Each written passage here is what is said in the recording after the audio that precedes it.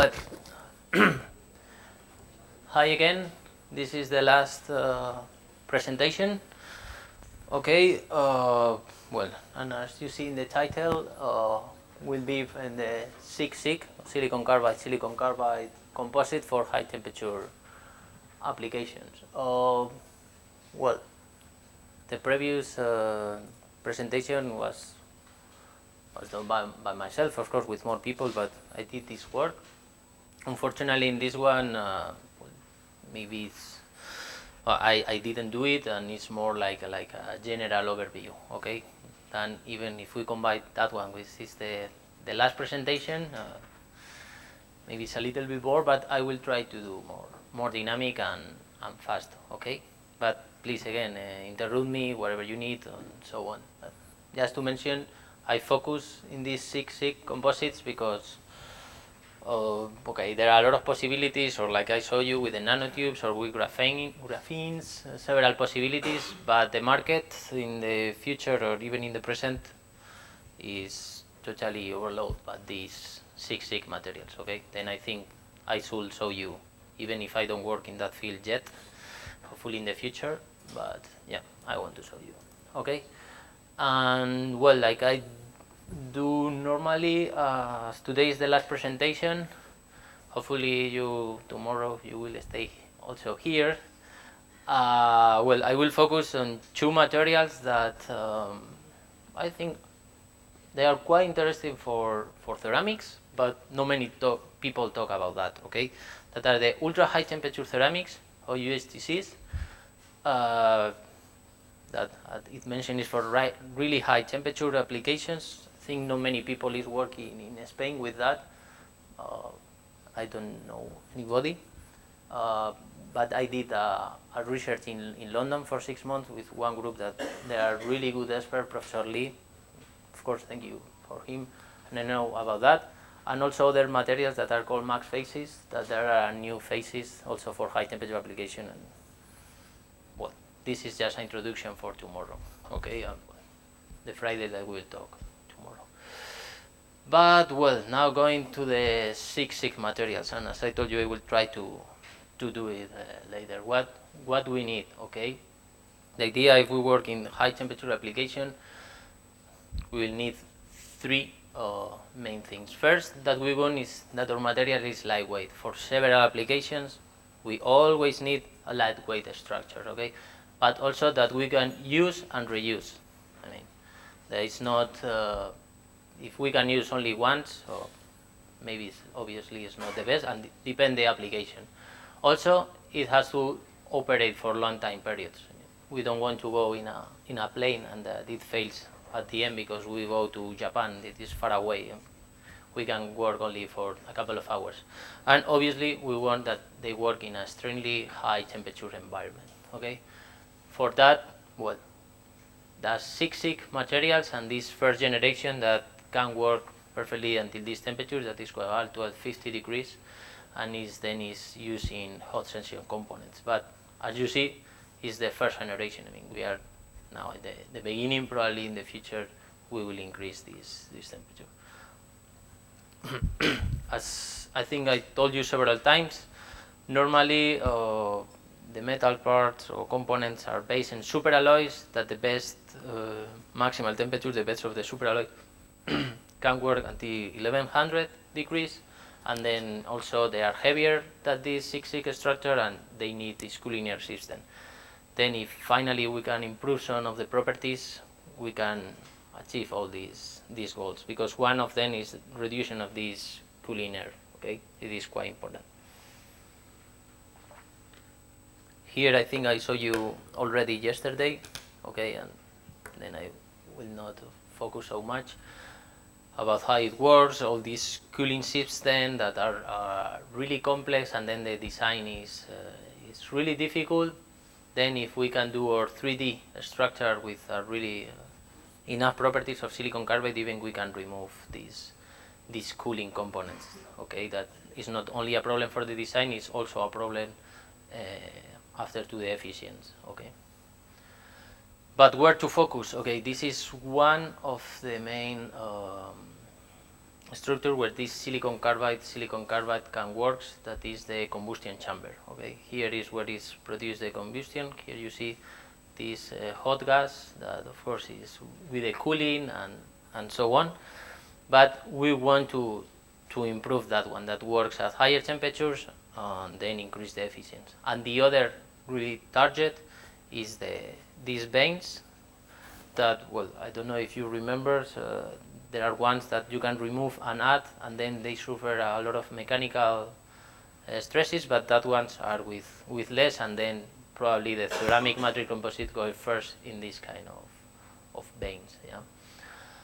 And well, as always, the problem, if not ceramics going well, these components are always under stress for the mechanical or also for the gas, because yeah, for example in airplanes are really high aerodynamic loads, but also by this thermal gradient. And of course it can produce cracking and all the delamination that of course it can happen, but we cannot occur in real components. Okay, then what that we need with your 3D perform or material is that of course is thermal stable at the temperature that we want to work. This is obvious, but also that they avoid the fracture under the maximal time, temperatures, and to be really sure that nothing will happen over our material. Okay, and here, well, this image that represent with the fiber that I told you, here is the crack. This is quite important in the composite. If not, we don't have any reinforcement. Is that the crack is not like a continuous and then break like here. We need that they break in other positions to make this reinforcing effect. And then that we need is to control the interface and at high temperature also for the second thing. Imagine that you have here your carbon fiber, reinforce your material. Of course, appears one crack, carbon, temperature, oxygen, as we always talk. Big problem, it will start the combustion within your material. If at least you coat your fibers, they will survive for longer times because you can seal these cracks. Okay, and this is totally important. And also that what I don't talk so much about that, but that is quite interesting also if you control the interface, is the creep resistance. Okay, this is quite important. Okay, and well, here is how it's distributed, but I think it's not really required that I explain. I try to do more relaxed this last presentation. Okay. Well, and today there are different processes, as I showed you for the SiC, but mainly two. These materials, what is important to remark, I mean, it's not that the people do it in a lab scale. I mean, this material was invested for a long time ago for the NASA in US or really big companies. GE is using and has practically all the patents in silicon carbide materials because they are really important and they can produce really combustor liners and for the missions that they do. Okay, well, it's like in the introduction that I did that normally they do like this kind of tools that they control in different positions, and then they perform the final component and then the infiltrate of the silicon carbide that to perform. And normally, well, as I put here, this 3D, normally the volume of the fraction is up to 40%. You asked me about the content. For example, here with 40% work, probably they don't include more because they think that they're the maximal that they can do. I mean, depend the properties required. For this case, for the mechanical resistance, that is the critical one, probably they try with 50, say that it's the same, then go to 40. Okay, but I expected that. Well, the current processing that they are using to do it, again, several steps. It could be boring, and this is that I'm trying to do it even when I don't never achieve. But okay, the idea, for example, in that one is to do, as I mentioned in the first one, this chemical vapor infiltration. You can do all your component like that, but the best part I think of this technique is to control the interfacial adhesion. Okay, I told you for the adhesion, the interface, but that is also critical if we are talking of high temperatures. It's also the protective part, okay, that I mentioned. If you go with boron nitride, or for example carbon with silicon carbide, you increase your properties. And well, again, the coating, I don't want to repeat everything again and again, but well, it's really thin layers, as you see, again, boron nitride, or typically that is for carbon, okay. Here is how they are doing, but I don't want to go in detail. And well, this is the company that I told you. They work really hard and put a lot of investment in the SiC composites. This is a US company, I think so. Yeah, they are working on that. And normally in this multi-fiber silicon carbide, and they did this chemical vapor deposition to coat it, and the process that I explain you later. Well, as you see, is this 3D structure that then you did your infiltration with molten silicon and produce this through the reaction with the silicon and carbide. I think probably put like that. Yeah, here, the silicon and carbide, then produce the reaction and you process. But well, I don't want to tell you all the time the same thing, okay? But the problem of these methods that was briefly mentioned before is that they always contain a bit of silicon that doesn't react, or silicon in your matrix. And if we are talking of high temperatures, this silicon will melt, okay, or react, and then you will have big problems at great boundaries, and of course you will decrease your creep resistance, okay. That yeah, exactly like here. In order, obviously, if we are talking, but this is the important thing for long-term applications, okay. Well, this is that I show you here. If this is silicons, then it start a matrix that the creep of your matrix begins at this temperature, and from this temperature, yeah, it's totally excessive, and your material will fail, okay. And obviously this is a big problem, and for that, well, the limit of the temperature is a little bit below this excesses, that is this temperature, due to the creep of the excess of silicon, okay. They are not reduced the silicon, and it's a big problem, okay. Well, where it can be improved, this SiC composite, if we want to improve them, we should focus mainly in these 5 processes. The silicon carbide fibers, I don't talk so much about that, but the range of prices and quality is quite large. It's critical. Even if you do the same processing but use better silicon carbide fibers, your properties increase a lot. Of course, as I try always to tell you, this interfacial adhesion is critical. Also the architecture, but I think this is more or less optimized. Of course, the silicon carbide matrices, like these remaining pores and these kind of things, and obviously the design methods. And okay, well, we'll go in all of these points, but don't worry, I think it doesn't take a long time. But what is really the requirement of the fibers? Because we will talk about all these possible problems, solution, okay?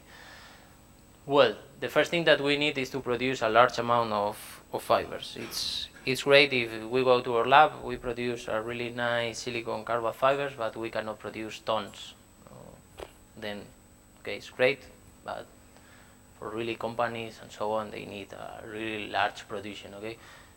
But you need to produce large amount with a small diameter, with high tensile strength, with, for example, high stiffness or modulus. I mean, with a lot of things that also they survive at high temperature. And of course, this is quite complicated, obviously. And today, that the companies or the researchers are doing is this spinning, curing, and pyrolysis of different filaments. Okay, but well, to be honest, I have not in these fields, but well, they are working on that. But that is critical, of course, is the characteristic is that they should improve and improve, because if not, is not required. And well, just to mention, this is up to now probably the best fibers. in case that you want to work with that, are really expensive, but it's from a Japanese company, I think so, from Nikalon. They have different types. Yeah, here, for example, it's a few one of them. Yeah, it's this Nippon Carbon company. Well, different properties. As you see, at the end, all of them are silicon carbide fibers. That I want to show you, but they work maximal temperature, a big difference, more than 400 degrees in difference. For example, for the first silicon fibers that they produce until the last one, where the content of oxygen is also critical, grain size. I mean, several properties, but at the end will depend of maximal temperature, and of course the price are really expensive. Obviously there are other companies, or well, the NASA is not a company, but that they are producing this kind of materials. And as you see here, they always plot what is critical, what is important, because some have already coated with carbon-carbon, or silicon carbide, or boron nitride, or different properties. But this is the critical one. And well, here just to show you in case that you want to buy it. Obviously here are all the characteristics. This one I directly download for the internet, and this is the information that they send to you, okay, with all the properties. But yeah, just to show you. And also, well, here for example is how it works. This creep inert at these conditions to have idea. Okay, I don't want to bother. The first fibers that they supply, the creep was not better, but they after start to control different parameters, and here we are located in that. Of course, they are more expensive, but the creep resistance are much better. Okay, even here, as I told you, with the boron nitride coating that we can obtain is even at 1400 degrees, that the fiber have a really low creep strain. Okay, as a function of time, 50 hours, but it's going even farther. Okay, and well, here more values, but just to have ideas, a function of temperature of different commercial fibers, because normally that everybody produces to use it a commercial one is until which temperature they work. Okay, and is this bend stress relation that, well, I will not display in detail, but working on that direction. Okay, you should be close to 1 in case that for a good value. Okay. Well, as I told you, the first silicon carbide composite, the idea is use the chemical vapor deposition, but only to do the coating of them. Well, first to the boron nitride, the people is using carbon, because carbon works quite well and is more easy to do it than boron nitride, but they have the problem of the oxidation that I think that I will explain you later, or even maybe is there. Yeah, it's exactly here. The problem of the carbon fiber is that there is environmental can degrade your fiber, because you will burn out. Okay, your fiber, you introduce carbon, and it's a problem. Okay, only well, here one case that the NASA is developing a process to avoid them, but yeah, it's working on that direction. And here, well, the picture maybe is not the best one, but is how the adhesion is critical. Okay, how this interface, if the crack, when here is the crack, if it's go to, well, this is the matrix, and this is the fiber, and this one is a interface. Okay, and is how a crack should go through really this interface and be through this layer. Okay, here is another example when it's treat, or when this is fiber. Okay, in that case, well, I think maybe here, so you cannot see nothing, I think so, but this crack go only through the interface, and in that case pass through the interface, I go to the fiber, then this fiber will be oxidized at the end, and in that one, like the cracks is in the middle, will not oxidize. Okay. Here other example, for example, of the crack gains. Even this is the fiber, this is your matrix, and even the interface produce already some reinforced mechanism. This is the deflection. Okay, that is also critical to keep the mechanical properties. Yeah.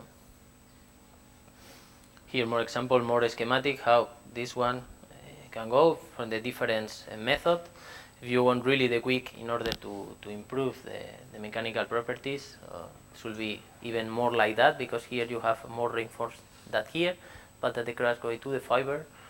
Or if the adhesion is quite strong, finally the micro crash will produce in your interface.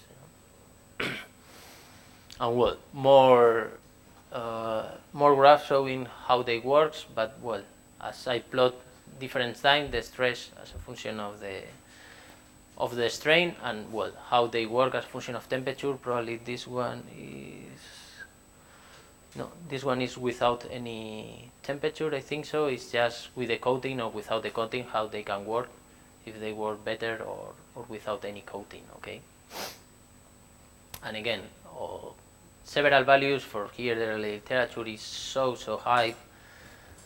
Several processes, even I don't know if the table continue. No, I only plot that one, but there are a large list of fibers controlling the thickness, or how it was the treatment of this interface in order to produce exactly that one that is in this model. And here, as you see, several values, but well, the idea is to show you how it works, not all the values in detail. Okay. And well, again, more mechanical values that you see there is a big difference, even order of magnitudes between, for example, if you use depends, because well, this is the matrix and this is the interface, but if you compare, for example, this interface with this material, it's just one order of magnitude. I mean, everything should be controlled. If you want to go more in detail, please ask me. Also, there are a lot of reference about all this work. Okay, and more the interfacial, the bonding of different composites. And well, I briefly mentioned at the beginning about the fibers architecture, how they can organize. If you put in two, if you block, for example, here without any angle, or 90% or 40% of you do it with the orientation, and of course it has a really important effects on to limiting the failure mechanism. Okay, the thing I briefly explained in the previous one. Here I want to show you how it works, this silicon carbide, and here again how you organize that one, how it works. It has better properties at higher temperatures or not, the directional strength, also the conductivity, because you can control your properties in the direction that you want. Okay.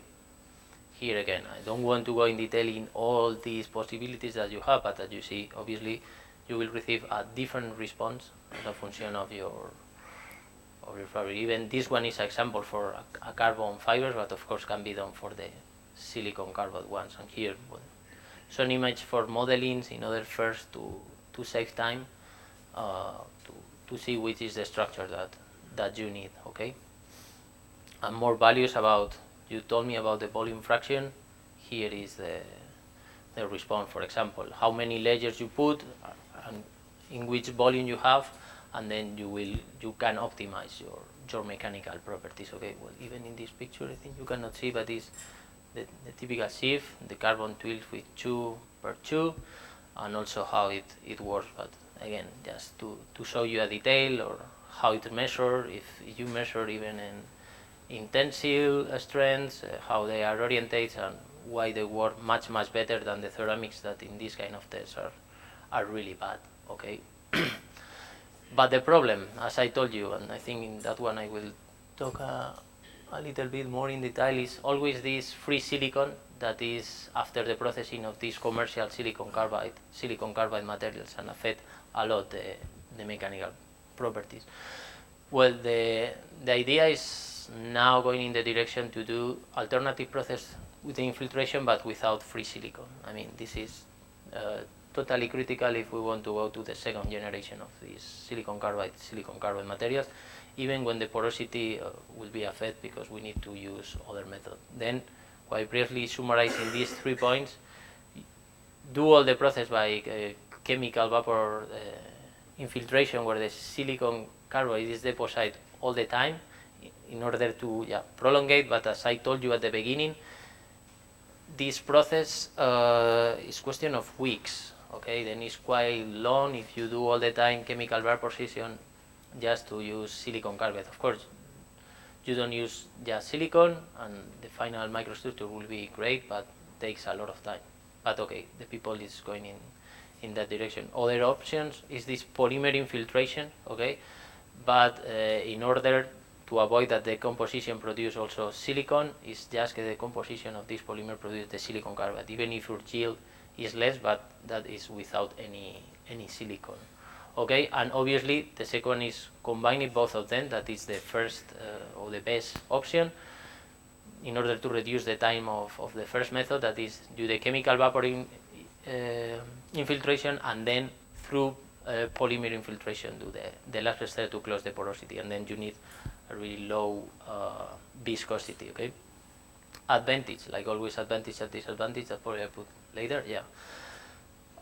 It's great, this chemical vapor infiltration, because it's probably the same time for a really small component, but for a really long one, even when it's a really long time process, but like it's a gas surrounding everything, and this is good for large and complex process. It can penetrate for everywhere, but well, the problem of time that probably is, yeah, here, long deposition times. Yeah, yeah, change, perfect.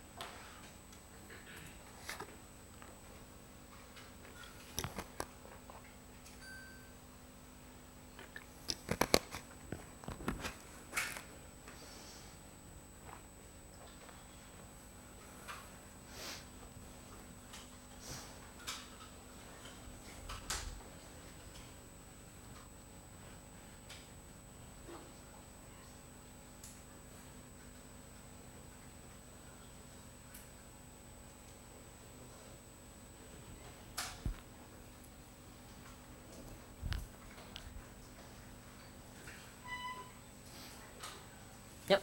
Okay. Well, then I continue with the advantage. Was, as I mentioned, really good for large component, but also the high temperature properties that were measured are really good. Probably the lack of this silicon, even when the porosity is not improved with other composites, again in the range of 10 or 15 volume%. Okay. That is also really good for this process, is that the fibers are not degraded, because the processing temperature is just 1000, and this, as we mentioned, is fibers for high temperature. And that is really great, like you do this step by chemical vapor infiltration, you can do in the same reactor the coating maybe with boron nitride, and then change to the silicon carbide. Okay. But again, I mentioned several times the long deposition times, and then the high cost, but also other problems like no uniform regions, or that the pores are still there, and so on. Okay. More advantage or disadvantage. Now the second step that I told you about, the polymer infiltration, but without any silicon. Well, the good part is that it's really well stabilized for polymer matrix composite, and then all the technology is already developed, and also that you don't need a reactor to do it, just the infiltration, and of course you save money, and also you are not limited in the site, but well, has a lot of disadvantage. Again, also long deposition times, and the infiltration that you should do it several times, up to 10 times, and different things. Also mentioned here the micro cracks that can occur due to the polymer when you remove it, and of course the oxygen that are always when we introduce or polymers. Okay, and the hybrid, that is probably the more interested.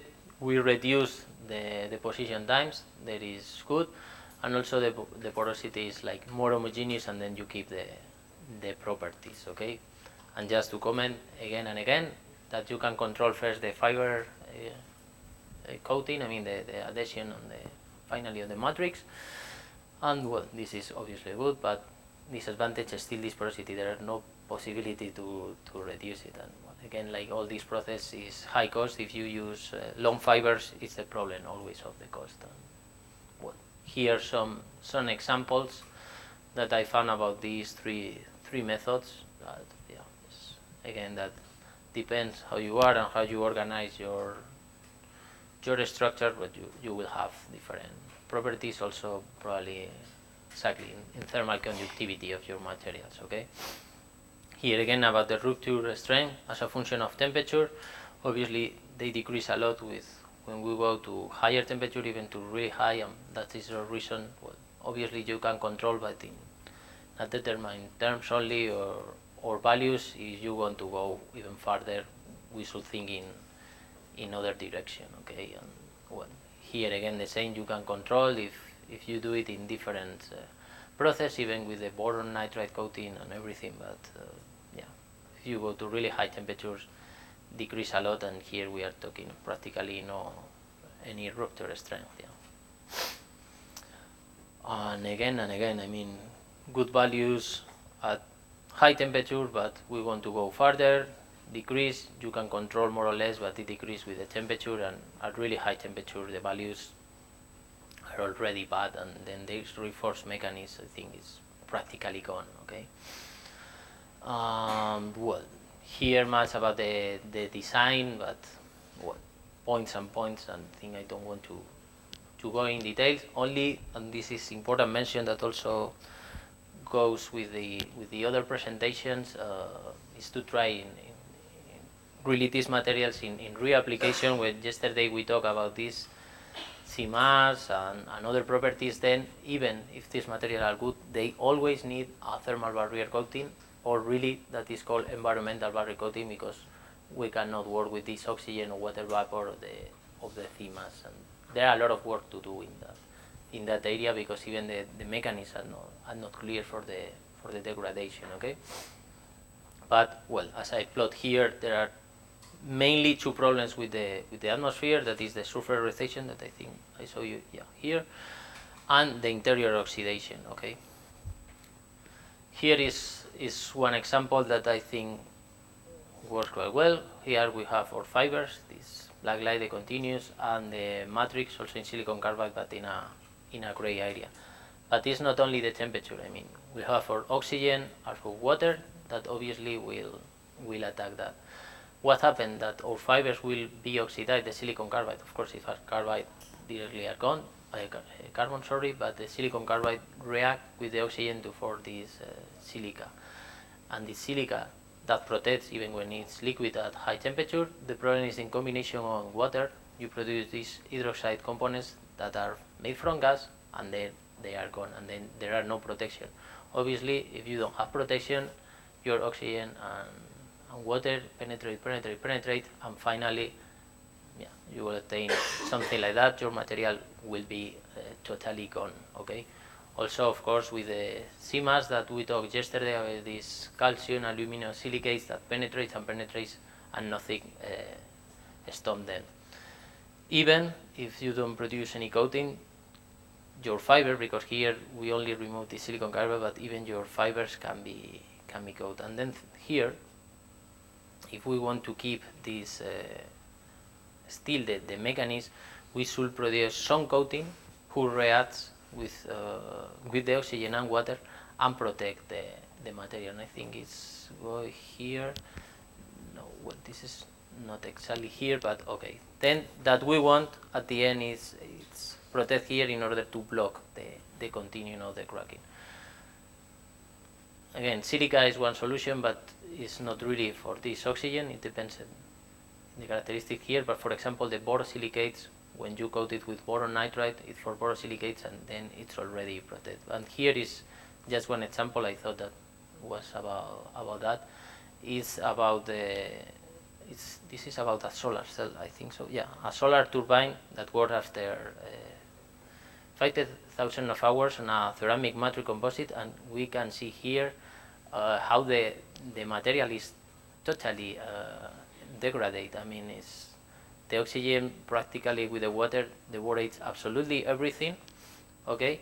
But here, on the other hand, when they are coated, the material, of course, is really degraded, but at least they keep the structure. Here, it's only 240. I mean, it's only this part that doesn't react.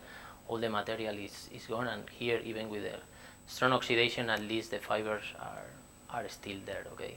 And well, here I think it's only other example about hot reactivity, but yeah, exactly. This one is not silicon carbide. Silicon carbide is carbon silicon, but it's how they are oxidized, the fibers, and how they should keep there and maintain the strength. Because if not, that you have is that one, the time to failure, when they are totally oxidized and once that you have your oxidant inside, your material suffer really a big drop, and yeah, all the reinforcement and all the fat is gone. And yes, this is that I was looking for. Okay, if on the other hand, well, this is not the only solution, but at least it helps a little bit. If you have your fiber with your boron nitride and your oxygen and water will attack through this crack your material, this boron nitride will melt for this boria, and this boria with the silicon will at least protect your fibers and then do something like we talk here. Okay, at least survive. The degradation will occur, of course, in your matrix, but at least it will cover the fiber. Okay, and well, that's all. I think the previous presentation was more about really experiments and how they can work with the carbon nanotubes or with the materials or fibers in general, and that what is only to show you really what the NASA, for example, is doing, or other possibilities with this silicon carbide. Okay, and then yeah, that's all. If you have questions, it's the right moment, and yeah, I don't know, you have it. Then I think is, yeah, thank you. And